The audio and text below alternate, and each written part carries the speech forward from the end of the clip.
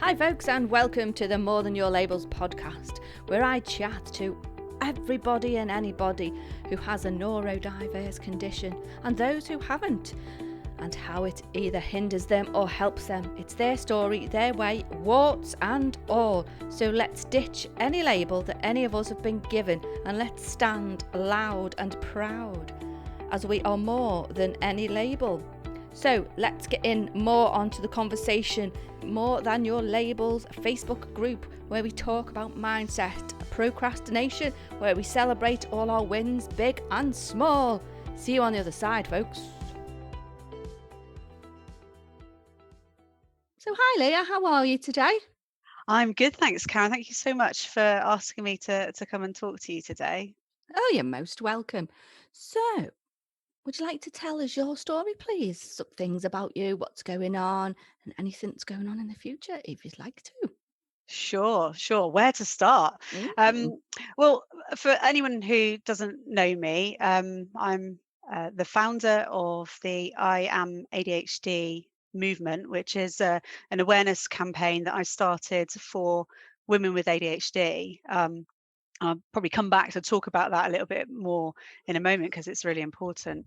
And also, I work as an advocate and mentor for ADHD women. So I'm a real advocate of being successful and happy as the person you are, the ADHD Mm. person that you are, and that we don't have to squish ourselves into a pretense of being neurotypical to live a really good life. So that's my thing, really, is helping people to unravel all of that stuff that's gone on over the years, often when we haven't known that we've got ADHD, and trying to unravel that so that we can live life and live happy and proud as an ADHD person. So So they've got a that sense of self and yeah, self-awareness, and they are accepting themselves.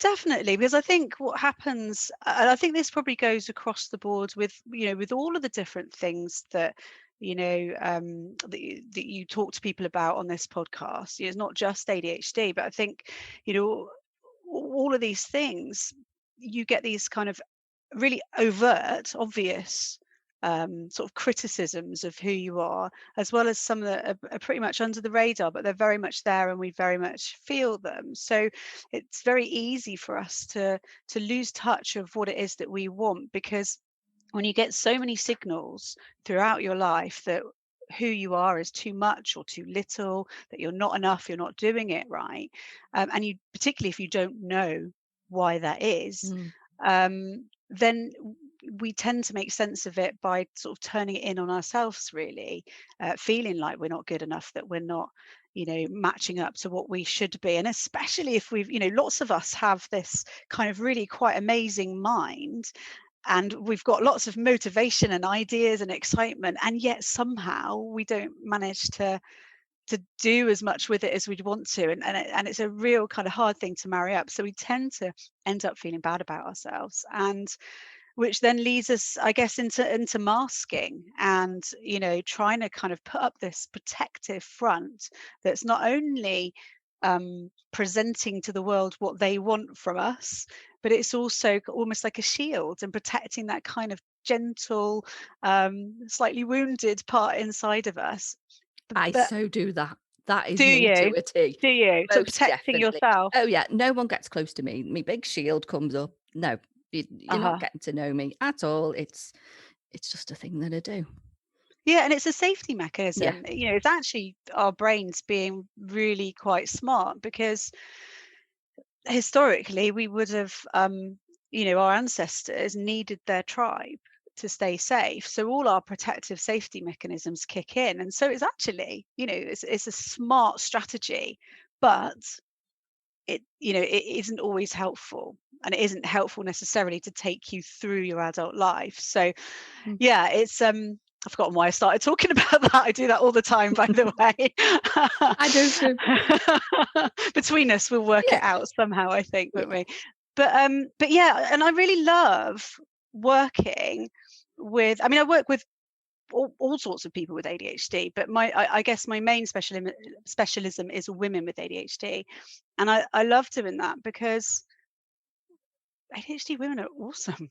Like, really, when we get to the point that we can work well with our mind, as you are clearly demonstrating here by, doing this podcast, we can do amazing things.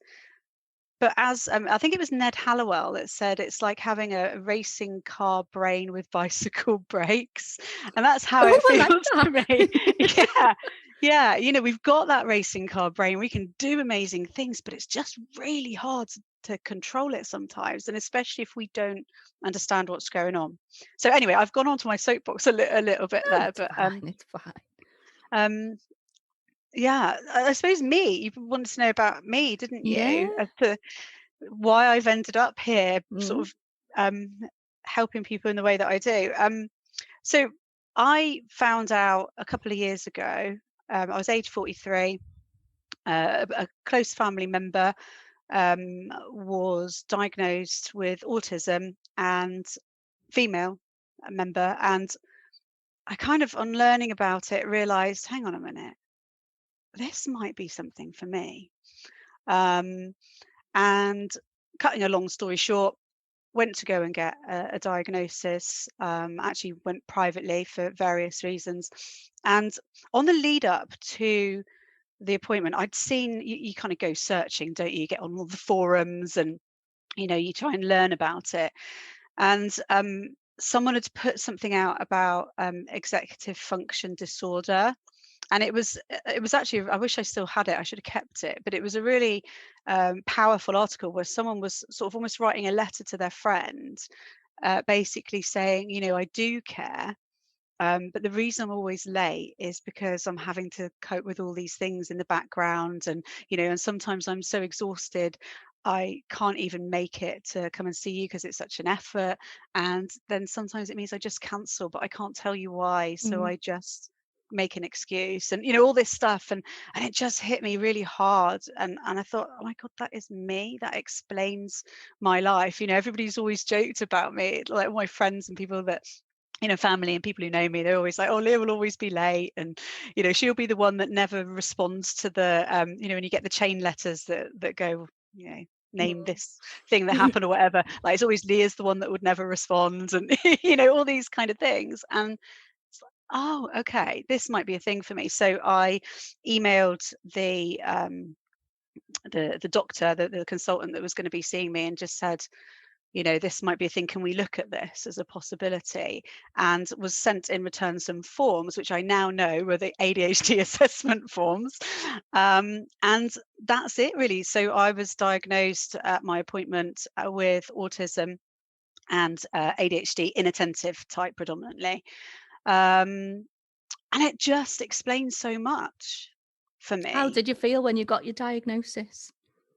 It was really strange because it's actually a little bit of an anticlimax, I Mm. think, on the day. I think you almost, if you've I missed a bit, I suppose, in between times after I'd kind of got my ADHD forms. I then did the same thing as I'd done with the autism and went kind of off, as we often do, I think, searching and Down looking, the and rabbit came across hole. ADHD myself. Yeah. Yeah. And and it just rang true. So I kind of knew, I think, that it was likely that I would get diagnosed with ADHD.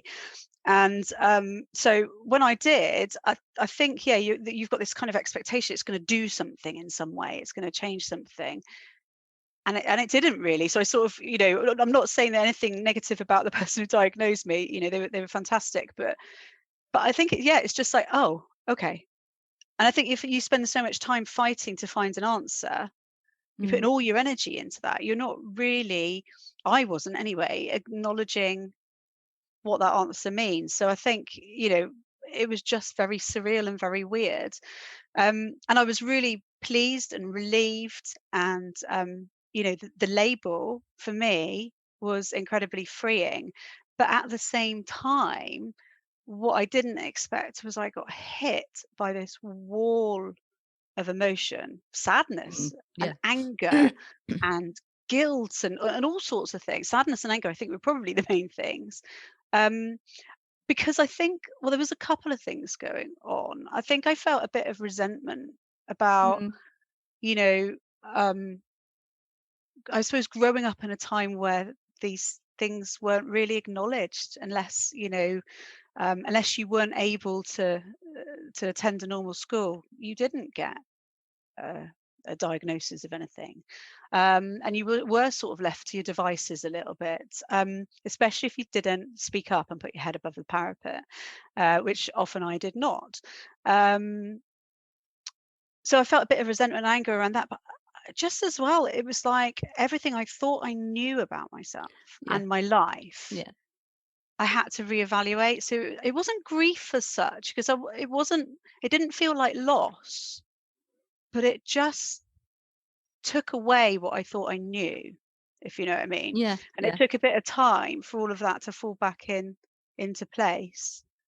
It's a bit Um, like losing yourself, but finding yourself again, sort of yeah, thing. Yeah. that is such a good way to put it, Karen. Yeah, it really was finding one aspect of me, but losing some What you others. thought you were, you're now not, if you get me meaning. You're Yeah, now something else. totally. But it's when I got mine was a bit of, oh, okay, a bit of relief. But I was at university at the time and I had to do I think it was I had to do something. But the question, when I wrote this big essay, did not go to the question at all. The question could have been about children and health or something like that. But mine was this 14-page essay on ADHD that I just need to do this just to get it out my system. I researched Yeah. everything. And even the tutor went, you do know that this is not the question. I'm going, yeah, I know, but it's just something that I needed to do.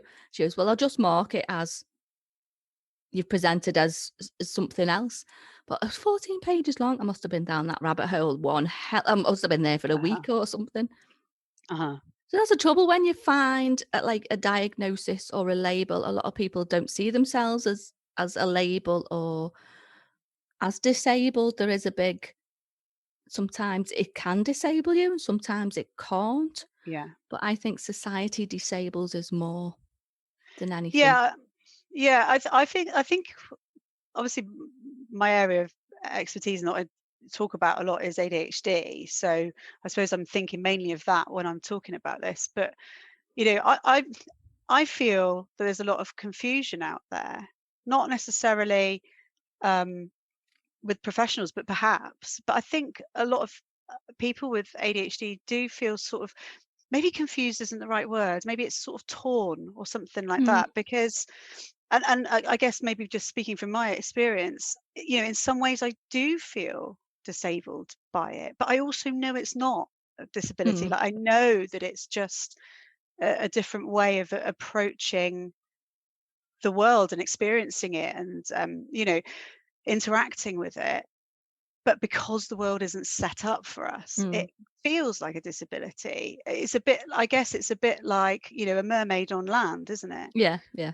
A mermaid is is fantastic in the sea, but if they're expected to live on land, they're gonna have Mm, difficulties, and I think it is that.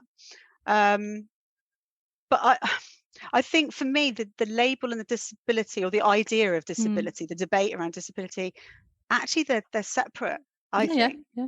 because I don't feel, this is my personal opinion, it's not, an expectation that anyone else, would need to agree with it, but my personal opinion is it's no different a label than anything else we might choose for ourselves, or just naturally find ourselves associated with. So, French, I'm French, or I'm British, Mm, or I'm a footballer, or it's something. Maybe footballer's not a good option, but it's something that it's part of our yeah, identity. That's yeah. how I see it, and I think for me, when labels become negative, it's because they're used to pigeonhole people, or to say something about them potentially negative. Whereas I think the way that I would like to see labels used, is just a way of shortcutting understanding each other. Yeah, If you yeah, see yeah, what I'm saying, and I yeah. know that it's too broad a stroke to really understand somebody, but I'd kind of like to see a time when it's When it's like, oh yes, I'm a woman with ADHD, or I'm an ADHD woman, however you would want to describe yourself, and somebody goes, oh, okay, so do you need a quieter room to do this work? Mm. Something like that. So Yeah. it's not a sad thing. It's just okay, and an understanding. Oh, how can I help you? Would be Yes, a good yes, question. Yeah, exactly. yeah, yeah. Yeah, yeah. But just, that it's not a thing as such. I don't think we have to throw away the idea of having the labels and the identity in order to have a society where because it's about acknowledgement, isn't it? Yeah. It's about acknowledgement, it's about recognition, and it's about allowing people to be who they are. I don't know if it is that, but yeah, the label thing is a really Mm. interesting topic, isn't it? It sure is. Because we are more than that. Hence, you're given Yes, your labels. If you can yes, have a label, you have one. If you don't, don't. That's fine. yeah. Perfectly fine. So what's going to happen in the future for you then? For me, well, I'm doing something I feel is quite exciting and is definitely really, really important. So, you can probably tell, I'm really, really passionate about creating equity and fairness and recognition for women with ADHD. Over the years, women with ADHD have had a really bad lot, in the sense that there is a real massive lack of support, recognition, understanding for women with ADHD.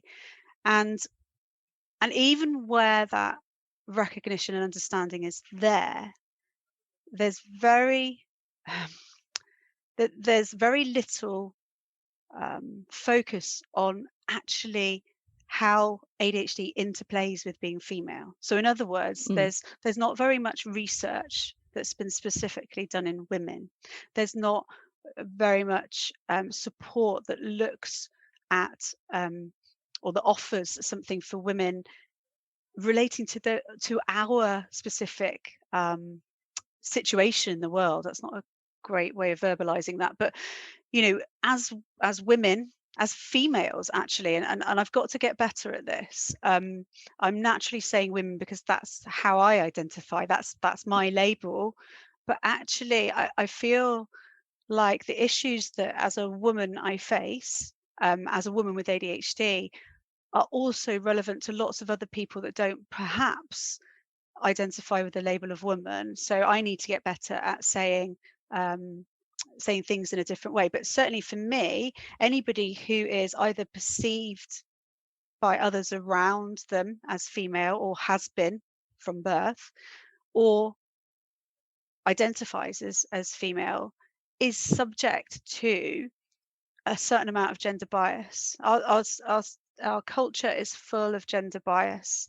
And a woman who goes to, or a female who goes to their doctor with the emotional traits and aspects of ADHD is infinitely more likely to be diagnosed, or should we say misdiagnosed potentially, with depression, borderline personality disorder, bipolar, generalized anxiety disorder, than their male counterparts.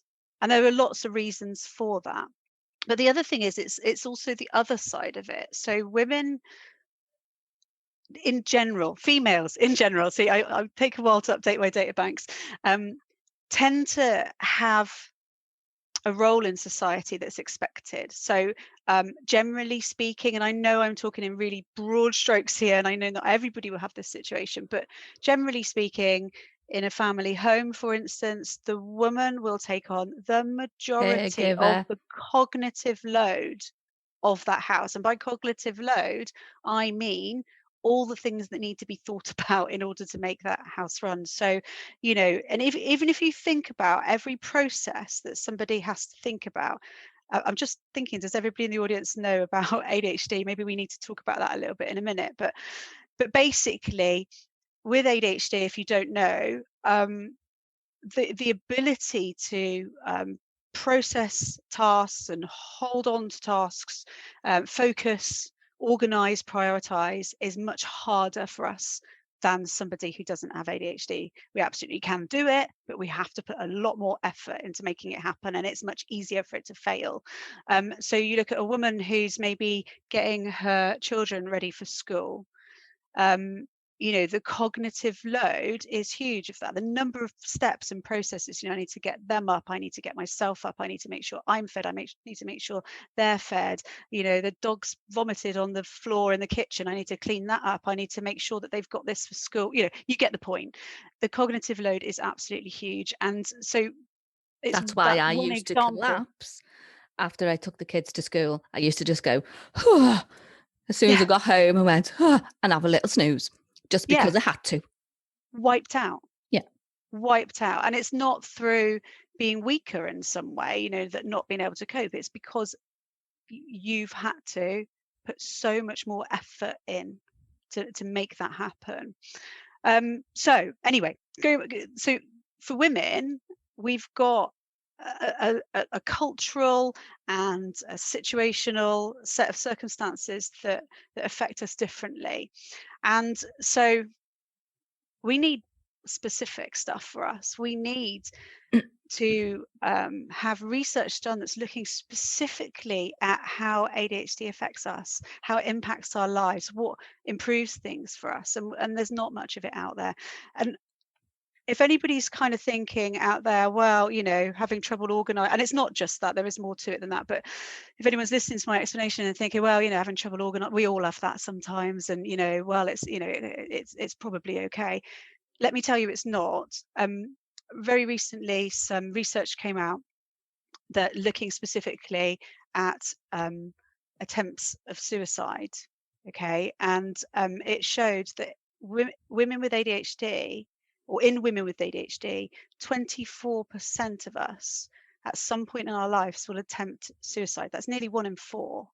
Now, if you contrast that with women without ADHD, they found a 3% lifetime risk. And you compare it with men with ADHD, 9%. So the impact on us is huge. There's no arguing with the statistics. So we need to be looked at and supported and understood more than anybody else, and certainly in our own group. I don't know, can't think of the right word. So how can people get involved then? Well, yeah, so there's lots happening. So at the moment, we are getting ready to relaunch the I Am ADHD campaign. So the I Am ADHD campaign is all about raising awareness of what ADHD actually is in women. Lots of people don't really understand what that is and what it's like for women, and don't recognize it in women because it looks very, very different than it does in boys and men.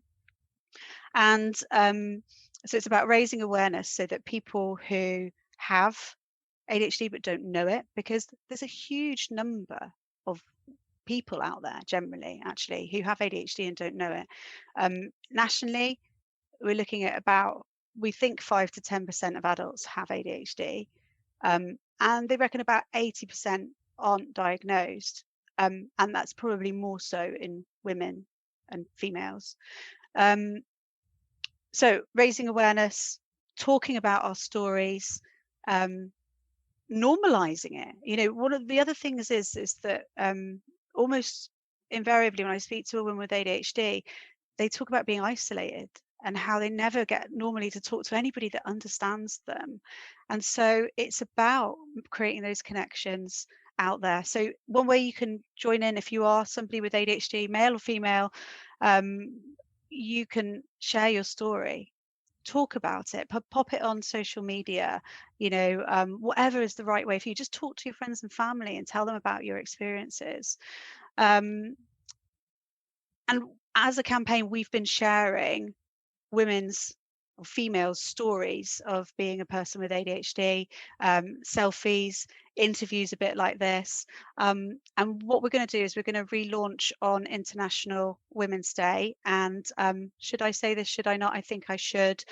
We will be launching a website with support aimed specifically at women, females with ADHD. So it's going to be awesome.